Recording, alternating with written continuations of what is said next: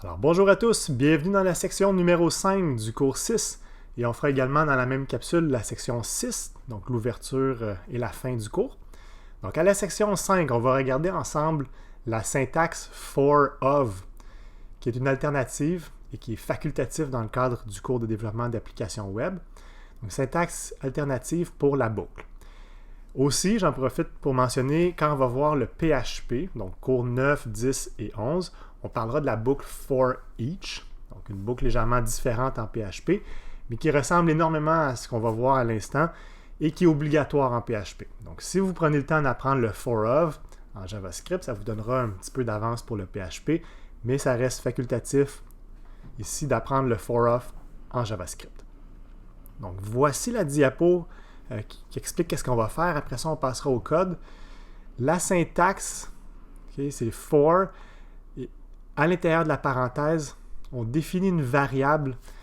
Attendez un peu, je vais agrandir la diapo. On définit une variable temporaire qu'on utilisera seulement à l'intérieur de la boucle. Puis ici, je vais l'appeler titre. N'oubliez pas, c'est les titres des chandails ou les titres des produits. Et je vais me servir du nom au singulier qui correspond au nom de mon tableau. Donc, si mon tableau s'appelle titre au pluriel, je vais utiliser comme convention, mais ce n'est pas obligatoire, je vais utiliser le nom singulier. Je pourrais appeler ça banane et banane serait quand même disponible. Si vous avez ici description au pluriel comme nom du tableau que vous souhaitez parcourir, vous pouvez utiliser description au singulier. C'est une convention, je répète, ce n'est pas une obligation, mais c'est quelque chose de simple et qui est clair. Maintenant, une fois que j'ai défini var titre, je mets le mot-clé of, titre au pluriel. Ça, c'est mon tableau. Et si on le lit, avec, bien évidemment, c'est en anglais, mais avec une intention de comprendre qu'est-ce que ça veut dire, pour chacun des titres de mon tableau des titres. Donc, for quelque chose, of quelque chose d'autre. Pour chacun des titres de mon tableau des titres, et je prends une action ou plusieurs actions à l'intérieur des accolades. Alors, j'ai remplacé mes trois sous-éléments de la boucle for traditionnelle, présentée en 2.1. J'ai remplacé les trois éléments par un seul élément, qui est ma déclaration var titre au singulier de titre au pluriel. Et j'insiste, là, titre au pluriel correspond au tableau qu'on veut parcourir. Et ça, ici, ça se charge pour moi de mettre en place un compteur à 0, d'incrémenter le compteur de 1 et d'arrêter lorsque le compteur devient supérieur ou égal à la quantité d'éléments. Donc, tout ça est abstrait, une abstraction qui est faite pour moi, et j'ai juste besoin de définir mon expression. Maintenant, à tour de rôle, pas à tour de rôle, mais plutôt séquentiellement, la variable titre prendra les valeurs de mon tableau. Donc, si j'ai 4 éléments, cardigan, cover, chandail, better sweater, etc., titre vaudra respectivement les valeurs de mon tableau. Grosso modo, titre vaudra ce que titre au pluriel, crochet carré de i, valait lorsqu'on utilisait une boucle conventionnelle. Mais tout ça, c'est fait pour nous ici. C'est une syntaxe qui est magique, mais il faut la comprendre. Et j'insiste sur ou je mets un bémol qui est très, très important. Si vous avez besoin d'utiliser l'index, donc le i, vous pourriez l'appeler j, vous pourriez l'appeler k, c'est pas ça le point, mais si vous avez besoin d'un index numérique, cette syntaxe-ci, le for of, ne doit pas être utilisée. Pourquoi? Parce qu'on n'a pas accès à cet index-ci. On n'a pas accès à un i ou à peu importe le terme. On a simplement accès aux valeurs de nos éléments, aux différentes valeurs du tableau. Et quelle serait une circonstance où on aurait besoin de l'index? Les tableaux parallèles. Quand on a parcouru les tableaux parallèles en 2.3 et 2.4, on se servait de l'index partagé par tous les tableaux pour mettre en relation les données. Donc, ça nous prenait un index explicite pour lier les données entre elles. Ici, on n'a pas accès à cet index-ci, donc on ne peut pas se servir de la syntaxe for of pour parcourir des tableaux parallèles. Si jamais vous voyez d'autres situations où vous avez besoin d'un index explicite, vous ne pourrez pas utiliser le for of. Mais pour les autres situations, le for of est vraiment une belle alternative. Je dirais qu'on utilise au plus souvent le for of ou une dérivée plutôt que d'écrire la boucle traditionnelle avec le compteur, la condition de sortie et l'incrémentation. Tout ça est fait pour nous avec le var titre of titre. Vous pouvez regarder le diagramme de flux, mais c'est ce que je viens d'expliquer, c'est juste une version schématisée. Ici, dans Sublime.txt, je vais me créer deux fichiers, un que je vais appeler index.html, un autre que je vais appeler app.js. Je prends mes fichiers de départ que je vais vous expliquer dans un instant.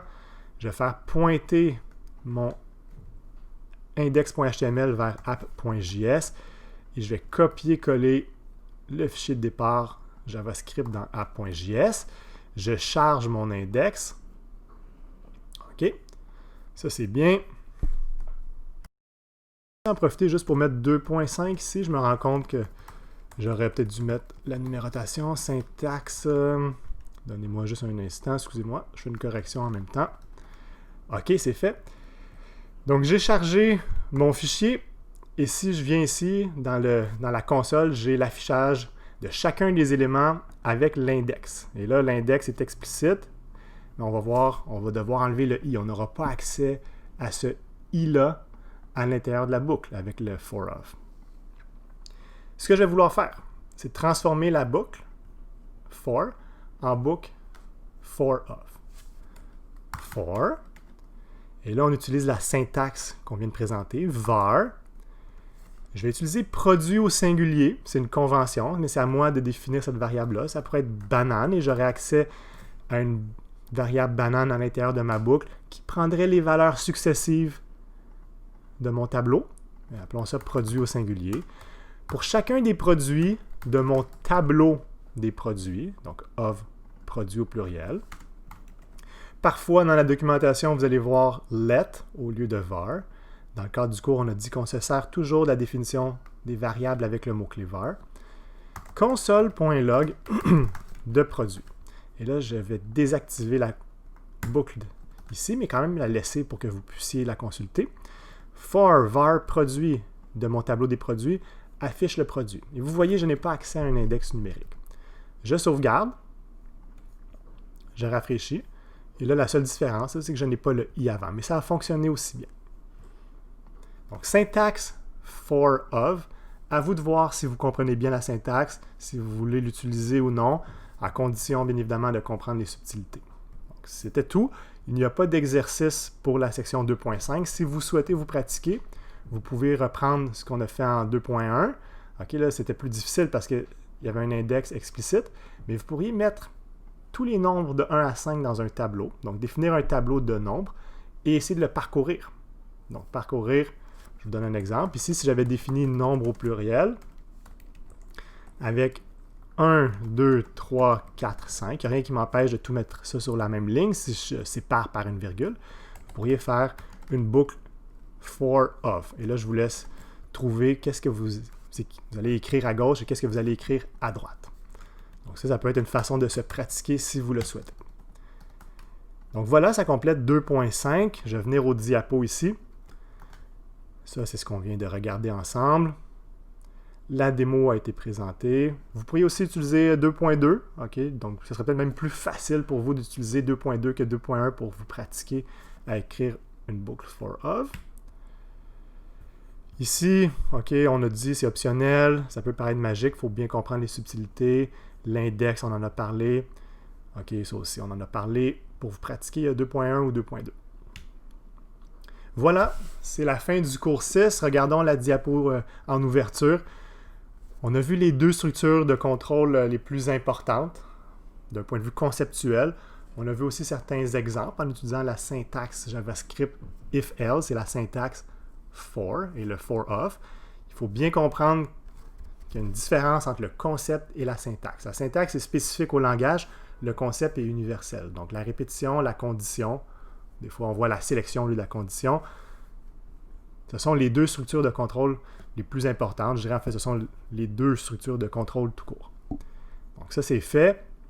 Point 2, je me suis répété souvent, mais je le dis encore, la programmation, okay, ou devenir un bon programmeur ou une bonne programmeur, c'est être en mesure d'assembler les concepts qu'on connaît, utiliser nos outils pour solutionner un problème. Okay, c'est pas écrire du code, c'est pas la syntaxe, la programmation. La programmation, c'est résoudre des problèmes. C'est pour ça qu'on parle souvent de problem solving skills dans les entrevues. Donc, prenez le temps de pratiquer, de bien comprendre c'est quoi votre coffre à outils et ensuite d'appliquer ça pour résoudre des problèmes. OK, ça ici, c'est mon erreur. J'aurais peut-être dû enlever le point 3 parce que ça dépend vraiment de la session où vous allez faire le cours. Si la session où vous faites le cours, il y a un intra, la matière est complétée. S'il n'y a pas d'intra dans la session où vous faites le cours, vous pouvez ignorer le point 3. Maintenant, point 4, tout ce qu'on a vu est transférable en PHP, transférable en Java, qui n'est pas du JavaScript, transférable en Python. Donc, on a parlé de type de données, des variables, des conditions, de comment filtrer en utilisant la répétition, les tableaux parallèles. Okay? Donc, on a vu plein de concepts. Tout ça reste vrai, peu importe le langage étudié. C'est juste la syntaxe qui peut différer et on verra en PHP que souvent la syntaxe est très similaire. Okay? Donc, quand on comprend en profondeur la programmation, apprendre un nouveau langage, c'est une question d'apprendre la syntaxe et apprendre aussi les préférences des développeurs. Des fois, il y a une certaine façon d'écrire notre code qui est spécifique à un langage. Okay? Comme si on écrivait un roman. Voilà, c'est terminé. Cours 6 terminé. Bonne nouvelle pour vous. Au cours 7, on va enfin s'amuser à aller modifier les éléments HTML et modifier le CSS à partir du JavaScript.